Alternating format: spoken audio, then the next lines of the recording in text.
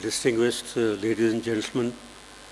It's a privilege for me to be here to share my ringside view of this entire issue of self-reliance in defense. I feel that my task is very simple because, as my earlier speakers have also said, most of what I have to say has already been said. But let me add my 2 pennies worth to the discussion. And this is based entirely on because I am neither from the industry nor a part of the user communities.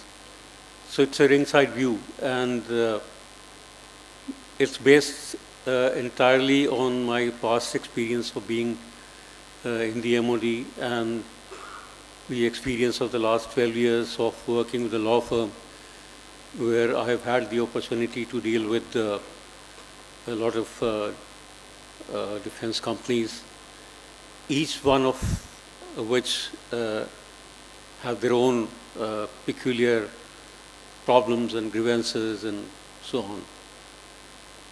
So the topic which has been given to me is foreign collaboration for self-reliance, legal and financial implications. It's kind of difficult to say what it really means, but I guess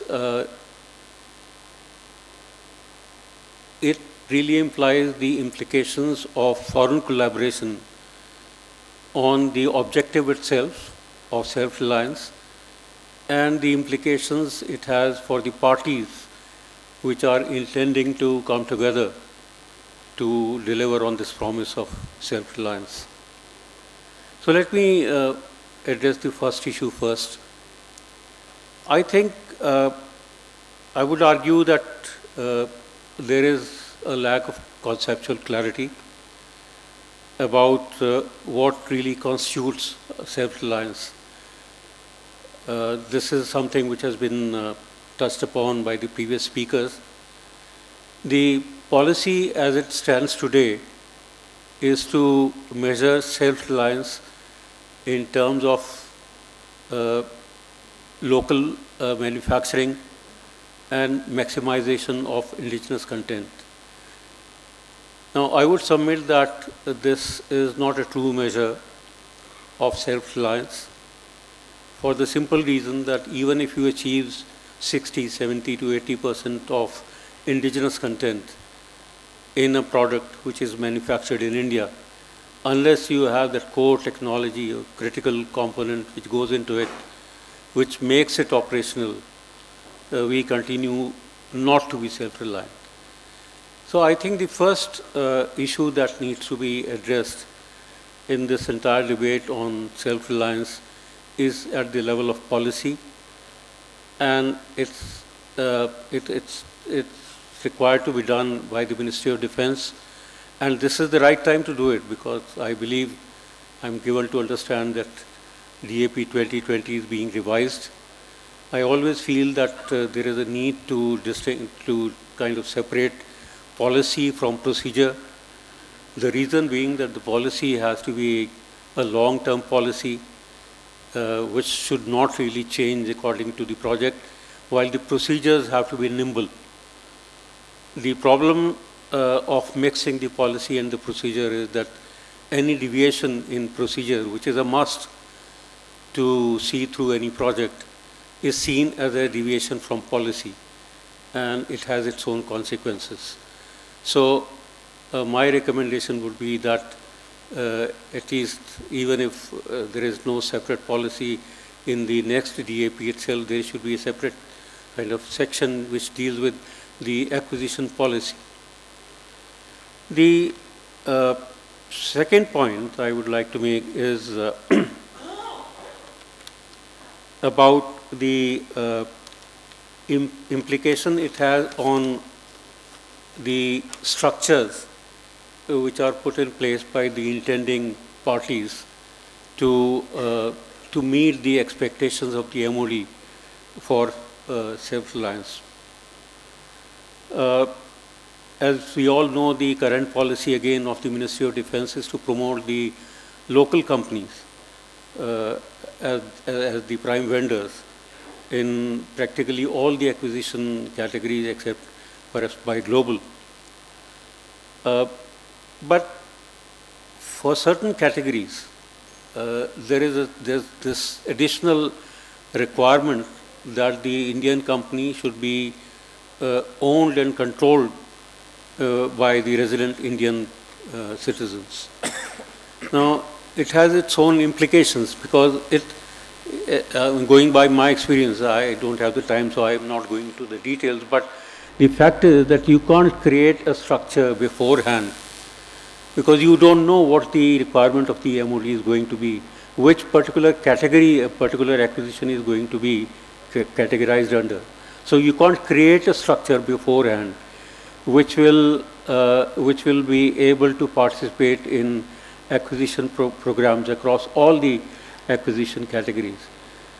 Now, my recommendation here is that this idea somehow that, you know, unless the company is owned and controlled by the Indian resident Indian citizens, we are not going to achieve self-reliance in the true sense of the term, is something which needs to be revisited.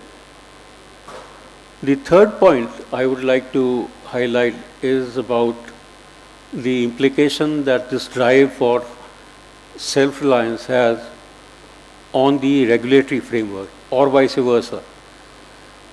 Now, in my opinion, the stringency and uncertainty of the Indian regulatory framework has a very strangulating kind of impact on collaboration between the Indian and the foreign companies. Let me kind of give you an example to illustrate the point I'm making. If you actually look at the FDI policy, and there has been, last 10 years or so, one of the first things that the NDA government did in 2014 was to relax the FDI policy, and over the next couple of years it was tweaked again and again. Now, in the latest policy, which is in force now, there is a stipulation which says that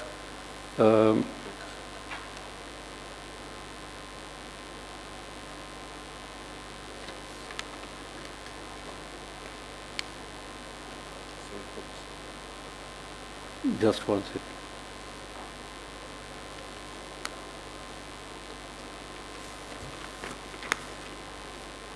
Yeah.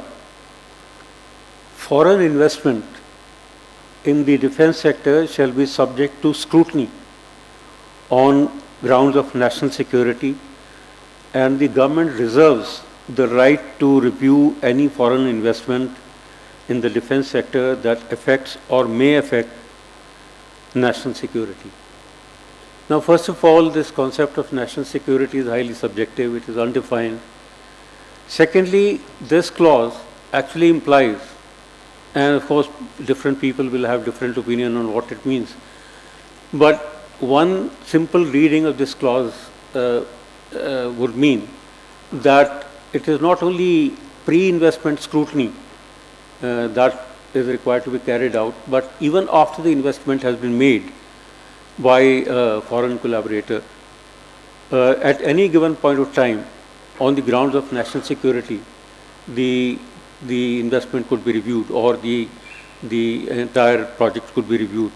Now, this adds to the uncertainty of the joint ventures and the companies which are set up in the country to take the process of self-reliance further. Some other regulations also tend to become very stringent. Again, just one example. There is a stipulation in the same FDI policy that the investee company should be structured, please note the words, the investee company should be structured to be self-sufficient in the areas of product design and development, And the industry JV company should, along with the manufacturing facility, also have maintenance and the life cycle support facility for the product being manufactured in India. Now, you can't possibly create an entity even before a contract is awarded, which will have all these facilities. It is simply not feasible. It's not commercially viable. So the point I'm making is that the regulatory framework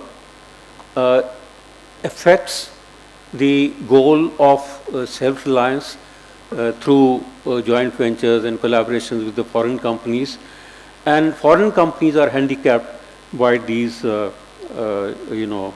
these such stipulations. No wonder then that in the last according to the last data that is available on the DPIIT website, as of September 2024, I think the total FDI in the defense sector since its inception, when it was opened to FDI more than 20 years back, is less than $22 million, just $22 million. And the only two sectors which have attracted lesser FDI are coil sector and some other instrument sector or something.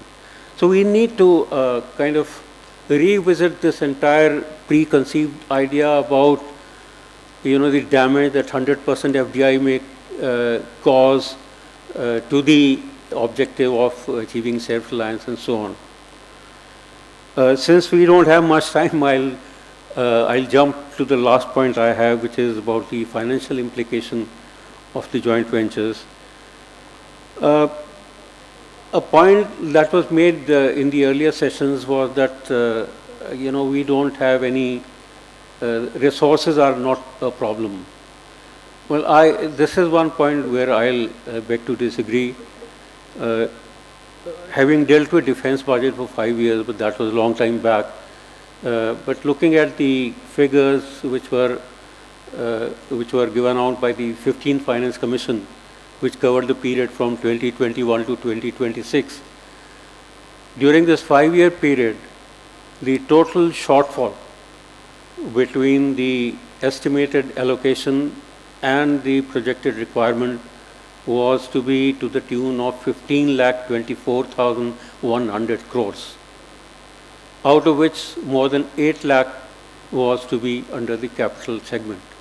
Now, unless we concede that the requirement was grossly overpitched, and it's always overpitched, I would say that the resources available for achieving self-reliance in the time frame within which it must be achieved, or within which we must reach a certain level of self-reliance, are not enough. Now, this is unlike the other issues which are which can be dealt with more easily. This is something which requires greater attention, because it's not easy to deal with this problem. More so because this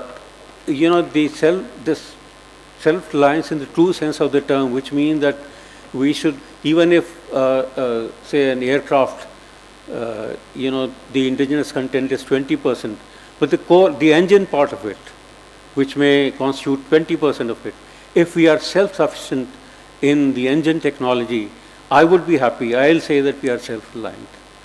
But that is not the case. Now, how to achieve that self-reliance is not through acquisitions, which is what our policy has been. It is through the R&D.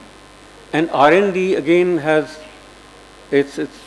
I think Dr. Kamath mentioned this, the investment in R&D is terribly low. In fact, we don't have to compare ourselves with the investment that other countries make. Even within our country, the investment over the last about 10 years or so, it has gone down in R&D, that is, from 0.88% to 0.78%. So with this kind of investment in R&D, it is not possible to achieve the kind of self-reliance which is true self-reliance, and which will actually make us free from dependence on foreign companies. Now, how to do it is something which is a subject for debate for some other time. So thank you very much.